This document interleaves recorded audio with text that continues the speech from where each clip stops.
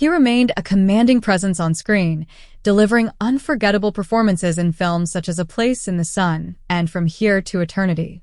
His legacy reflects extraordinary talent mixed with deep emotional struggle, a man whose impact reshaped Hollywood while his personal suffering remained hidden beneath the surface. Montgomery Clift never had to verbalize his inner truth because his acting expressed everything. His roles carried a depth of emotion that spoke louder than any confession. Sal Mineo, remembered for portraying the vulnerable and misunderstood teenager in Rebel Without a Cause, brought a rare emotional sincerity to cinema.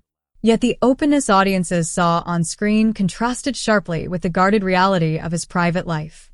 Rising to fame in the 1950s, a time when same-sex attraction could destroy a career, Mineo never publicly acknowledged his sexuality, though those close to him were aware of his relationships with men.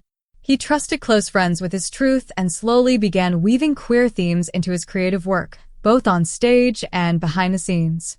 During the 1960s and 70s, he made bold artistic choices that reflected his inner identity, directing Fortune and Men's Eyes, a play exploring prison life, power and vulnerability, and starring in P.S. Your Cat is Dead, portraying a character that rejected traditional labels. These decisions were deliberate, driven by a desire to give visibility to stories rarely represented in mainstream culture.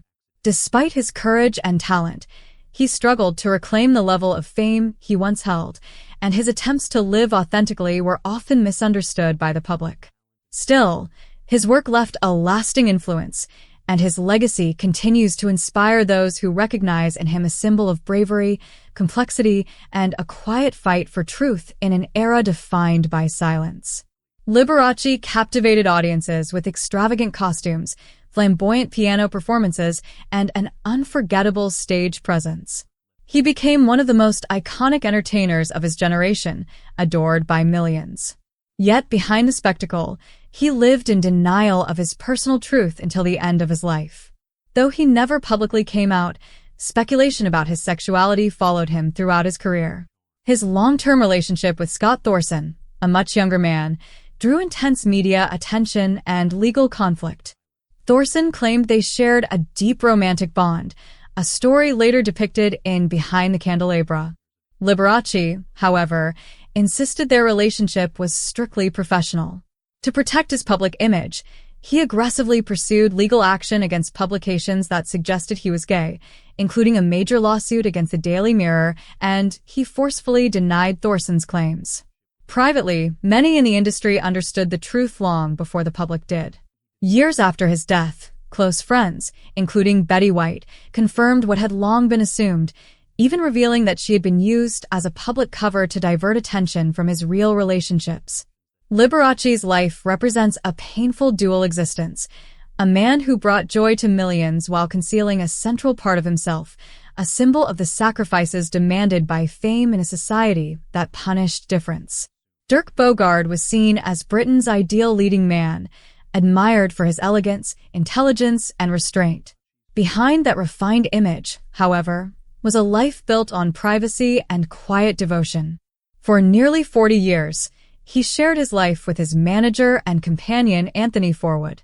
Though they never acknowledged their relationship publicly, those close to them understood the depth of their connection. It was widely known within film circles, even if never spoken aloud. Bound by studio contracts and strict morality clauses, Bogarde had little freedom to live openly, as even rumors could destroy a career. He remained discreet throughout his life, never formally coming out or publicly addressing his identity. In 1961, he made a courageous artistic choice by starring in Victim, the first English-language film to use the word homosexual, portraying a man being blackmailed for his attraction to another man.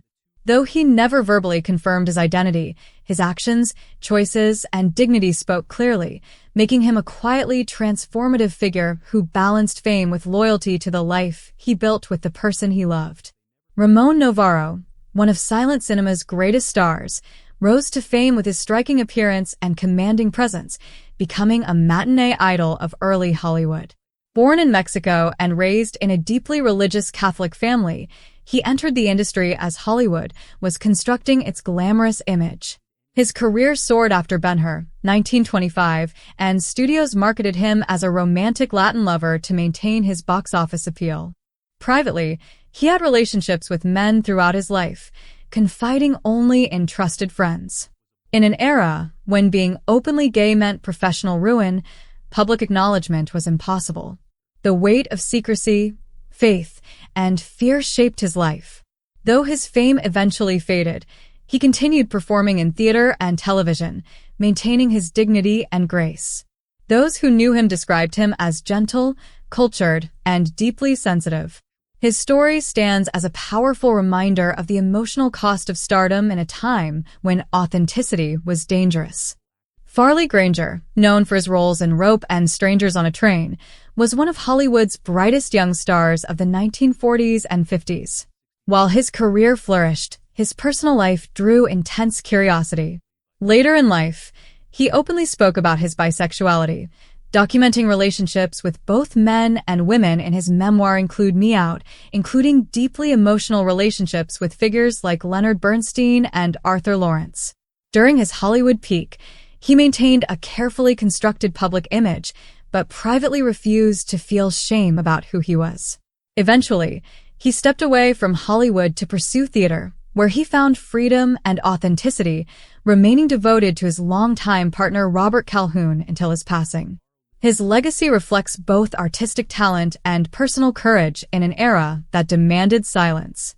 George Nader may not have achieved the same level of fame as some of his peers, but he built a powerful legacy through quiet integrity. A rising star in the 1950s, he appeared in adventure and crime films, while privately sharing a lifelong relationship with Mark Miller that lasted over 5 decades. Their bond was known within Hollywood's inner circles, and they socialized with figures like Rock Hudson, carefully navigating the rigid social rules of the era. Later, Nader left acting and turned to writing, publishing the science fiction novel Chrome in 1978, which featured openly gay characters, reflecting his lived truth. His life represents quiet resistance and dignity in a time of repression.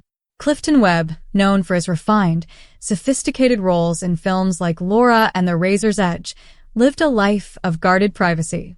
Never married, he lived with his mother for much of his life, while insiders widely understood his sexuality, even though it was never publicly addressed. He moved within Hollywood's coded social world, where queerness was recognized but never spoken openly. With intelligence, loyalty, and sharp wit, he carved out a unique place in cinema, redefining masculinity through elegance rather than conformity. Paul Lynde became one of television's most recognizable personalities, known for his sharp humor, flamboyant delivery, and unforgettable presence on shows like Hollywood Squares. Though his sexuality was widely understood, he remained publicly closeted in a time when openness could destroy a career. Privately, friends and colleagues knew the truth. Despite his success, the burden of secrecy weighed heavily on him. His humor often served as both armor and subtle rebellion, challenging norms without ever naming them.